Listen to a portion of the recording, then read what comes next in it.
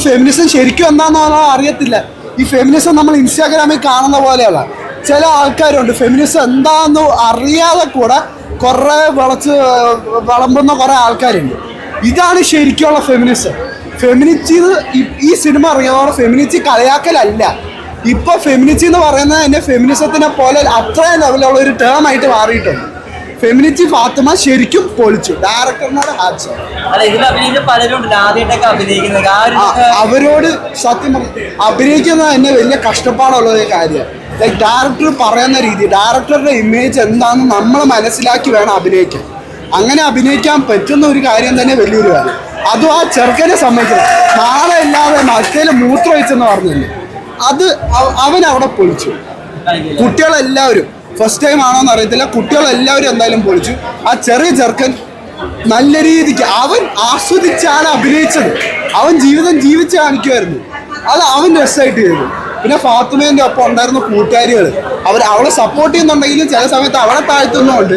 വീട്ടിലും ഫുൾ പ്രശ്നങ്ങളാണ്. എന്നാലും ഫാത്തിമ ഇതിൽ നിന്ന് എല്ലാത്തിൽ നിന്നും നേരിൽ നിന്നും വന്നു. അതാണ് ഹൈലൈറ്റ്. അത് വലിയൊരു കാര്യം തന്നെ. എനിക്ക് അത്ര പറയാനുള്ളൂ. ആ അനുഭവമാണ് നമുക്ക് വന്നേക്കുന്നത്. ഈ അനുഭവം ഞാനൊക്കെ പുറത്തോട്ട് വന്നപ്പോഴാണ് ഇങ്ങനെയാണ് ഇതാ ശരിയെന്ന് പറഞ്ഞത്. മറ്റത് അടിച്ചമർത്തപ്പെട്ടിരിക്കുകയല്ലേ, പെണ്ണുങ്ങളുടെ പൈസ ഇല്ല. നല്ലൊരു കാര്യം പറഞ്ഞു. ഈ സിനിമയാണെങ്കിൽ മറ്റേ സൂപ്പർ സിനിമയാണ്. കുറച്ചേ ഉള്ളൂ, എങ്കിലും നല്ലത് ചിന്തിക്കാനും ചിരിപ്പിക്കാനും ഉണ്ട്. സൂപ്പറായി. അതിന് അഭിനേതാക്കൾ അത് അടിപൊളി. ഫാമിലി പിന്നെ എല്ലാവർക്കും ഒരു ഇംപ്രഷനാണ് സിനിമ. Okay, thanks. കാണുന്ന ഒരു പ്രമേയമാണ്. മലപ്പുറത്തു നിന്നാണ് ഞാനുള്ളത്. സോ എല്ലാ ക്രൂ മെമ്പേഴ്സിനും ഓൾ ദി ബെസ്റ്റ്. നല്ല അടിപൊളിയായിട്ട് അതിനെ അവതരിപ്പിച്ചിട്ടുണ്ട്. കോമഡി എല്ലാം അടിപൊളിയായിട്ട് വർക്കാവും. ഉറപ്പായിട്ടും വർക്കാവും. ചിരിക്കാനും ഉണ്ട്, അതേപോലെ ചിന്തിക്കാനും ഉണ്ട്. അതെ, കണ്ടിരിക്കേണ്ട പടം തന്നെയാണ്. ഇന്ന് നമ്മൾ വിചാരിക്കും ഇപ്പം ഇതൊന്നും ഇല്ല എന്നുള്ളത്. എന്നാൽ ഇപ്പോഴും ഇതൊക്കെ നമ്മുടെ കുടുംബങ്ങളിൽ ഇപ്പോഴും ഉള്ളൊരു പ്രമേയമാണ്. വളരെ നല്ല രീതിയിൽ തന്നെ അവതരിപ്പിച്ച് മുന്നിലോട്ട് എത്തിച്ചു എന്നുള്ളതാണ്. ചേച്ചി, ഇപ്പോൾ ഫെമിനിസം എന്ന് പറഞ്ഞൊരു കൺസെപ്റ്റ് ഏറ്റവും സിമ്പിളായിട്ടാണ് പറഞ്ഞിരിക്കുന്നത്. ഏത് സാധാരണക്കാർക്കും മനസ്സിലാവുന്ന രീതിയിൽ. അപ്പോൾ ആ ഒരു രീതി എങ്ങനെയാണ് ചേച്ചി കണ്ടത്? അത് ലാസ്റ്റത്തെ നന്നായിട്ടുണ്ട്. എല്ലാ അഭിനയമൊക്കെ ആയിരുന്നു, നമുക്ക് ഇഷ്ടമായിട്ടുണ്ട്. ചേച്ചി, ഇപ്പോൾ ഫെമിനിസം എന്ന് പറഞ്ഞൊരു കൺസെപ്റ്റ് ഏറ്റവും സിമ്പിളായിട്ട് അത് പറഞ്ഞത് നമ്മുടെ മുന്നിലോട്ട് എത്തിച്ചത്. അപ്പം എത്രത്തോളം അത് കണക്ട് ചെയ്യാൻ പറ്റിയ കാര്യങ്ങളൊക്കെ, അതിനകത്ത് കാണിച്ച കാര്യങ്ങളൊക്കെ? അങ്ങനെയൊന്നും പറയാൻ എനിക്കറിഞ്ഞാൽ പറയാം. നല്ലൊരു സിനിമ, ഒരു സാധാരണ ഒരു പഴയ കുടുംബത്തിലൊരു സിനിമ. അല്ല, അടിപൊളിയാണ്.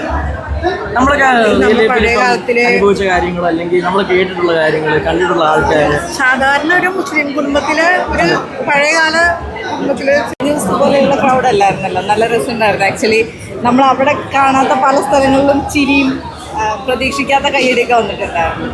അതൊക്കെ ഭയങ്കര. അപ്പോൾ ഈ ഒരു ക്യാരക്ടർ ചെയ്തപ്പോൾ എത്രത്തോളം എക്സൈറ്റഡ്? പിന്നെ ഒരു ബ്ലോഗർ ക്യാരക്ടറൊക്കെയാണ് മൊത്തത്തിൽ.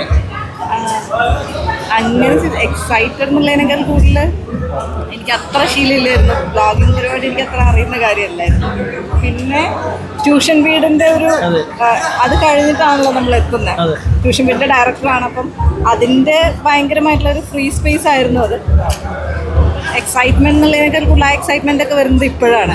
IFFKയിൽ എത്തിയപ്പോഴും അതിനുശേഷം പേപ്പർ എടുക്കുക എന്നൊക്കെ പറയുമ്പോഴാണ് അന്ന് നമ്മൾ അങ്ങനെ ഭയങ്കര സിമ്പിളായിട്ട് ചെയ്തൊരു കാര്യം ഭയങ്കര ഒരു ഹ്യൂജ് ഏരിയയിലേക്കാണ് എത്തിയത്, ഓഡിയൻസിലേക്കാണ് എത്തിയെന്നുള്ളതാണ് എക്സൈറ്റഡ് ആക്കിയത്. ഇതിൽ ഏറ്റവും കൂടുതൽ അഭിനയിച്ചത് പുതുമുഖങ്ങളായിരുന്നു. അപ്പോൾ ആ ഒരു എക്സ്പീരിയൻസ് എങ്ങനെ ഉണ്ടായിരുന്നു? ഇപ്പോൾ എല്ലാ പുതുമുഖങ്ങളെന്നതിനേക്കാൾ കൂടുതൽ ട്യൂഷൻ വീട്ടിലുള്ള കുട്ടികളുടെ അമ്മമാരാണ് പലരും. ഞങ്ങളെ കൂടെയുള്ളവരാണ്. എല്ലാവർക്കും വീടിനടുത്തുള്ളവരെ എല്ലാവരെയും നന്നായിട്ട് അറിയുന്നവരാണ്. അപ്പം പിന്നെ ഫാസിൽ പൊതുവെ അങ്ങനെ ചെയ്യിക്കുന്ന ആളാണ്. ഏത് വഴിയിൽ കാണുന്ന ഒരാളെ കൊണ്ടും ഒരു ക്യാരക്ടർ ചെയ്യിപ്പിക്കാൻ ഫാസിലിന് ഭയങ്കര എളുപ്പമാണ്. അതുകൊണ്ട് അതും നല്ല എക്സ്പീരിയൻസ് ആണ്. കാരണം വലിയ ആർട്ടിസ്റ്റിൻ്റെ കൂടെ നിൽക്കുമ്പോൾ ഉണ്ടാകുന്ന ടെൻഷൻസും കാര്യങ്ങളൊന്നുമില്ല. എല്ലാവരും അവർക്ക് ഇഷ്ടമുള്ള കാര്യങ്ങൾ ചെയ്യും. ചില ആളുകൾ അഭിപ്രായങ്ങൾ വരെ പറയും, ഞാൻ ഇങ്ങനെ ചെയ്തോട്ടെ, ഇതിങ്ങനെ ചെയ്യാൻ പറ്റില്ല എന്നൊക്കെ നമ്മളടുത്ത് പറയും. അപ്പം അതിൻ്റെ ഒരു ഫ്രീ സ്പേസ് ഒക്കെ ഉണ്ടാകും. ഈ പടം എന്ന് പറയുമ്പോൾ ഏറ്റവും സിമ്പിളസ്റ്റ് ആയിട്ട് ഫെമിനിസം പറഞ്ഞു നോക്കുകയാണ്. ഏറ്റവും സിമ്പിളായിട്ട് ഫെമിനിസം പറഞ്ഞ് മനസ്സിലാക്കുക. അപ്പോൾ ആ ഒരു റൈറ്റിംഗ് എങ്ങനെ നോക്കുക? അത് ഡയറക്ടർ പാർട്ടാണ് ആക്ച്വലി. ഡയറക്ടർ മീൻസ് റൈറ്ററും ഡയറക്ടറും സെയിം ആളാണ്. പിന്നെ ഫാസിൽ എഴുതുന്ന സമയത്ത് എനിക്ക് തോന്നുന്നു നമ്മളത് കേട്ടുകൊണ്ടിരുന്ന സമയത്തും അങ്ങനെ ഭയങ്കരമായിട്ട് ഒന്നിനെ മോശമാക്കി പറയാം അങ്ങനെയൊന്നും അല്ല. സിംപ്ലി നമ്മൾ കാണുന്ന കാര്യങ്ങൾ അതുപോലെ തന്നെ പറഞ്ഞാൽ മതി എന്നുള്ള മോഡലായിരുന്നു പറഞ്ഞിരുന്നത്. അത് അതുപോലെ തന്നെയാണ് ചെയ്തതാണെന്ന് എനിക്ക് തോന്നിയത് കണ്ടത്. അപ്പോൾ താങ്ക് യു.